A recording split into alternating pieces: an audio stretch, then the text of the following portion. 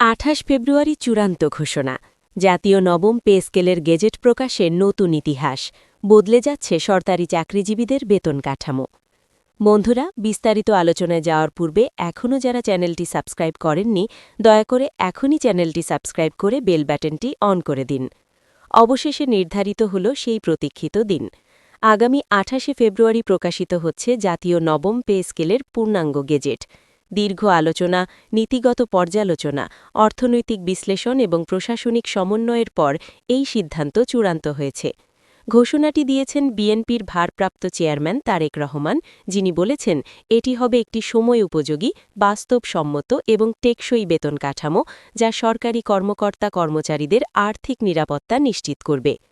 দর্শক বন্ধুরা, ২৮ ফেব্রুয়ারি শুধু একটি তারিখ নয়, এটি একটি মোড় ঘোরানোর মুহূর্ত। বহু বছর ধরে সরকারি কর্মচারীরা যে সংস্কার ও সামঞ্জস্যপূর্ণ বেতন কাঠামোর প্রত্যাশা করে আসছিলেন, সেই প্রত্যাশার বাস্তব রূপ দেখতে যাচ্ছে দেশ। নতুন এই পে স্কেল প্রণয়নের ক্ষেত্রে মূল্যস্ফীতি, জীবনযাত্রার ব্যয়, বাজার দর, কর্মদক্ষতা, দায়িত্বের স্তর এবং প্রশাসনিক বাস্তবতা সবকিছু গভীরভাবে বিবেচনা করা হয়েছে। নবম পে স্কেলে সর্বনিম্ন বেসিক বেতন উল্লেখযোগ্য হারে বৃদ্ধি করা হয়েছে, যাতে নিম্ন আয়ের কর্মচারীরাও সম্মানজনক জীবনযাপন করতে পারেন।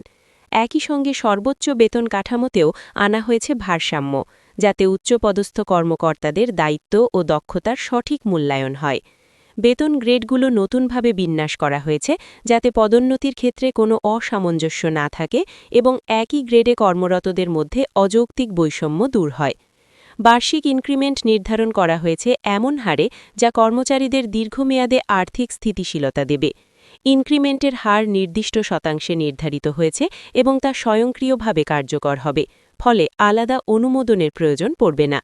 এতে প্রশাসনিক জটিলতা কমবে এবং কর্মচারীরা নির্দিষ্ট সময়ে নির্ভরযোগ্যভাবে তাদের বেতন বৃদ্ধি পাবেন। শুধু বেসিক বেতন নয়, বাড়ি ভাড়া ভাতা, চিকিৎসা ভাতা, যাতায়াত ভাতা এবং অন্যান্য সুযোগ সুবিধার ক্ষেত্রেও নতুন কাঠামো নির্ধারণ করা হয়েছে। শহর ও গ্রামভিত্তিক ভাতার পার্থক্য স্পষ্টভাবে উল্লেখ করা হয়েছে, যাতে রাজধানী ও বিভাগীয় শহরে কর্মরতদের অতিরিক্ত ব্যয় সামাল দেওয়া যায়। চিকিৎসা ভাতার পরিমাণ বৃদ্ধি করে স্বাস্থ্য সুরক্ষাকে অগ্রাধিকার দেওয়া হয়েছে। গেজেটে স্পষ্টভাবে উল্লেখ থাকবে কার্যকর হওয়ার তারিখ এবং বকেয়া পরিশোধের নিয়মাবলী। নির্ধারিত সময় থেকে নতুন বেতন কার্যকর হবে এবং প্রয়োজনে বকেয়া সমন্বয় করে পরিশোধ করা হবে। এতে করে কর্মচারীদের মধ্যে কোনো বিভ্রান্তি বা অনিশ্চয়তা থাকবে না। পেনশন কাঠামোতেও আনা হয়েছে যুগান্তকারী পরিবর্তন। অবসরপ্রাপ্ত কর্মকর্তা-কর্মচারীদের পেনশন নতুন বেতন কাঠামোর সঙ্গে সামঞ্জস্যপূর্ণ করে সমন্বয় করা হবে। ফলে যারা ইতোমধ্যে অবসর নিয়েছেন, তারাও এই সিদ্ধান্তের সুফল পাবেন। পরিবারের পেনশন সুবিধাও পুনর্বিন্যাস করা হয়েছে, যাতে নির্ভরশীল সদস্যদের আর্থিক সুরক্ষা নিশ্চিত হয়। নতুন পে স্কেলের আরেকটি গুরুত্বপূর্ণ দিক হল স্বয়ংক্রিয় পর্যালোচনা ব্যবস্থা। ভবিষ্যতে মূল্যস্ফীতি উল্লেখযোগ্যভাবে বৃদ্ধি পেলে নির্দিষ্ট সময় অন্তর বেতন কাঠামো পুনর্মূল্যায়ন করা হবে। এর মাধ্যমে দীর্ঘ সময় ধরে বেতন স্থির থাকার ঝুঁকি কমে যাবে। তারেক রহমান তার ঘোষণায় বলেন, এই পে স্কেল শুধুমাত্র বেতন বৃদ্ধি নয়, এটি একটি প্রশাসনিক সংস্কার। দক্ষতা, জবাবদিহিতা এবং স্বচ্ছতা নিশ্চিত করার লক্ষ্যে পুরো কাঠামো সাজানো হয়েছে। তিনি আরও বলেন, সরকারের লক্ষ্য হল এমন একটি কাঠামো তৈরি করা, যা অর্থনীতির উপর অতিরিক্ত চাপ সৃষ্টি না করে টেকসইভাবে বাস্তবায়ন করা যায়। ২৮ ফেব্রুয়ারির গেজেট প্রকাশের সঙ্গে সঙ্গেই সংশ্লিষ্ট মন্ত্রণালয় ও দপ্তরগুলোকে বাস্তবায়ন নির্দেশনা পাঠানো হবে। হিসাবরক্ষণ দপ্তর, অর্থ বিভাগ এবং প্রশাসনিক শাখাগুলো সমন্বিতভাবে কাজ করবে, যাতে দ্রুত কার্যকর করা যায়।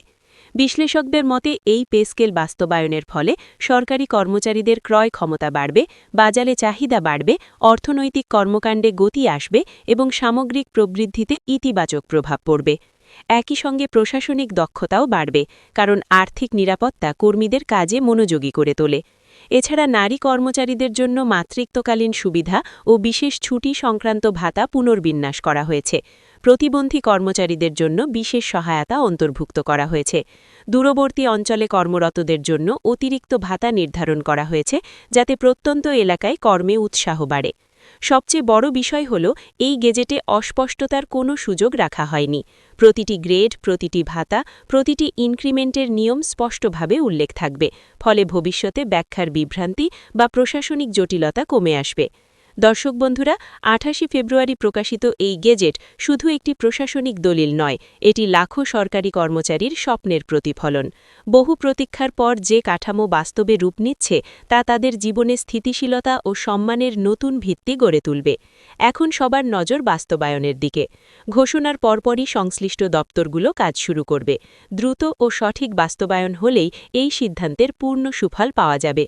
সর্বোপরি বলা যায়, ২৮ ফেব্রুয়ারির গেজেট প্রকাশ দেশের প্রশাসনিক ইতিহাসে এক গুরুত্বপূর্ণ অধ্যায় হয়ে থাকবে।